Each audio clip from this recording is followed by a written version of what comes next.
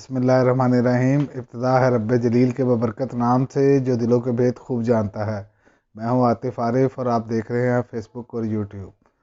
ناظرین، آج ہم رحمت للعالمین صلی اللہ علیہ وآلہ وسلم کی جو قسط ہے دو، اس پر بات کریں گے۔ اس میں ہم آج واقعے پر بات کریں گے شق صدر کے۔ میں آپ کو بتاتا چلوں، شق صدر یعنی کہ سینہ چاک کرنے کا واقعہ۔ رضاعت کی نبی کریم صلی اللہ علیہ وسلم کی مدت ختم ہونے کے بعد شق صدر کا واقعہ پیش آیا، اور صحیح مسلم میں ہے کہ حضرت انس فرماتے ہیں کہ رسول اللہ صلی اللہ علیہ وسلم کے پاس جبرائیل علیہ السلام تشریف لائے اور آپ بچوں کے ساتھ کھیل رہے تھے۔ جبرائیل علیہ السلام نے آپ کو لٹایا، سینہ چاک کیا اور آپ کا دل مبارک آب زمزم سے دھویا اور واپس اپنی جگہ لٹا دیا۔ اتنے میں جو بچے تھے وہ دیکھ کر ڈر گئے اور انہوں نے شور مچانا شروع کر دیا، اور انہوں نے حضرت حلیمہ کے گھر گئے، ان کو بتایا جا کر ان کو بتایا کہ محمد صلی اللہ علیہ وسلم کو خدا نخواستہ قتل کر دیا گیا ہے، اور بڑے خوف زدہ ہو گئے۔ اور جیسے ہی پہنچے آپ صلی اللہ علیہ وسلم کے قریب تو دیکھا تو آپ کا رنگ زرد ہوا تھا، تو حضرت حلیمہ بھی پریشان ہو گئی۔ اس واقعے کے بعد حضرت حلیمہ کو جو ہے نا وہ خطرہ سا محسوس ہوا، کیونکہ وہ ڈر سی گئی، خوف زدہ ہو گئی۔ انہوں نے آپ کو آپ کی والدہ کے حوالے کرنے کا فیصلہ کیا اور حوالے کر دیا آپ کے۔ آپ 6 سال تک اپنی والدہ کی آغوش محبت میں رہے۔ آپ کی والدہ حضرت آمنہ اپنے شوہر کی یاد میں ان کو یاد ستائی تو وہ قبر مبارک کی زیارت کرنے کے لیے روانہ ہوئی، اور راستے میں وہ بیمار ہو گئیں، اور بیماری کی شدت اتنی بڑھی کہ وہ اپنے خالق حقیقی سے جا ملی۔ اور پھر آپ کے دادا جو ہیں حضرت عبد المطلب، وہ آپ کو لے کر مکہ مکرمہ تشریف لے آئے۔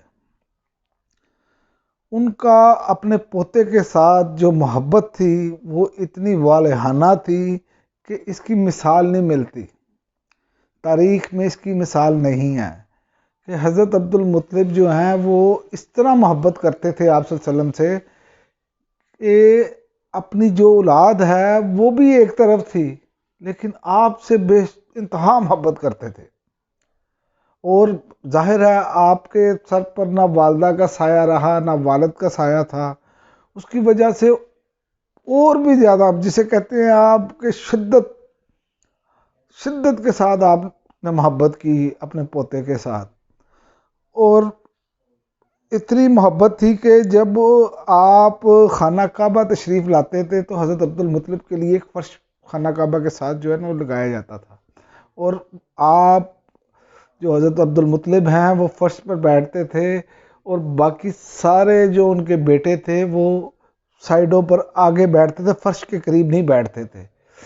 لیکن جب نبی کریم صلی اللہ علیہ وسلم تشریف لاتے تو آپ اپنے دادا کے پاس بیٹھتے جا کر، اور یہ بڑی خوبصورت بات ہے، آپ اپنے دادا کے پاس بیٹھتے، اور چچا جو ہے نا وہ کوشش کرتے کہ ظاہر ہے سب احترام کرتے تھے، حضرت عبد المطلب چونکہ سردار بھی تھے تو ان کا سب احترام کرتے تھے، اور کوشش کرتے تھے کہ نبی کریم صلی اللہ علیہ وسلم کی ذات مبارکہ کو وہ بھی ادھر ہی آ جائیں، ان کے ساتھ بیٹھے۔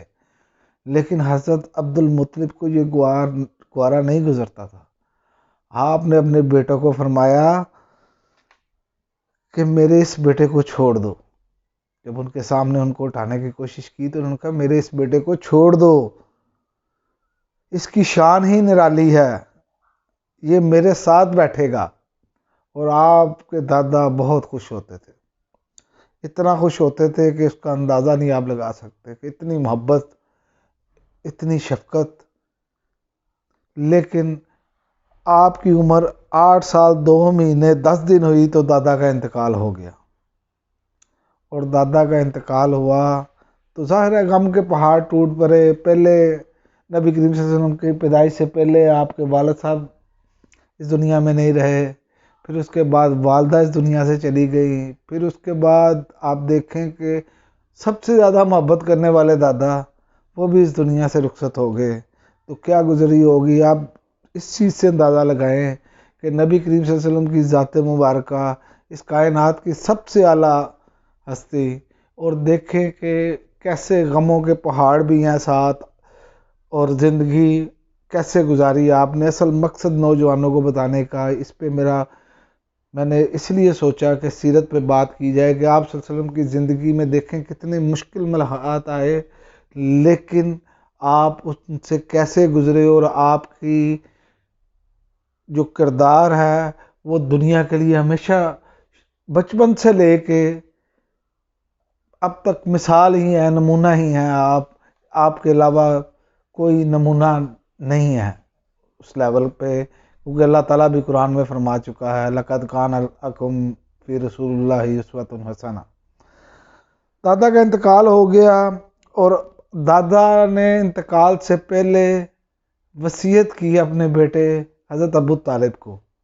حضرت ابو طالب کو آپ نے وصیت کی کہ کفالت آپ نے کرنی ہے۔ تو حضرت ابو طالب وہ بھی اپنے بھتیجے سے، ان کی بھی مثال نہیں ملتی کہ جتنی محبت حضرت ابو طالب نے کی، کسی چچا بھتیجے کی ایسی محبت کی مثال آپ کو نہیں ملے گی۔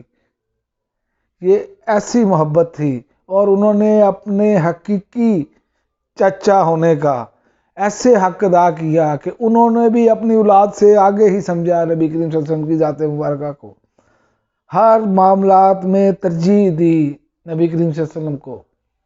آپ صلی اللہ علیہ وسلم کی ذات مبارکہ، آپ کا کردار اور آپ کے اخلاق ایسے بلند تھے کہ اس کی مثال ہی کائنات میں کوئی نہیں ہے۔ تو حضرت ابو طالب نے بھی اپنا جو ہے حق وہ ادا کیا۔ اس کے بعد اگلی قسط میں ہم بتائیں گے کہ اس کے بعد آپ صلی اللہ علیہ وسلم نے کیسے زندگی گزاری۔ اب تک کے لیے اتنا ہی، اجازت دیجیے، اللہ حافظ، پاکستان زندہ باد۔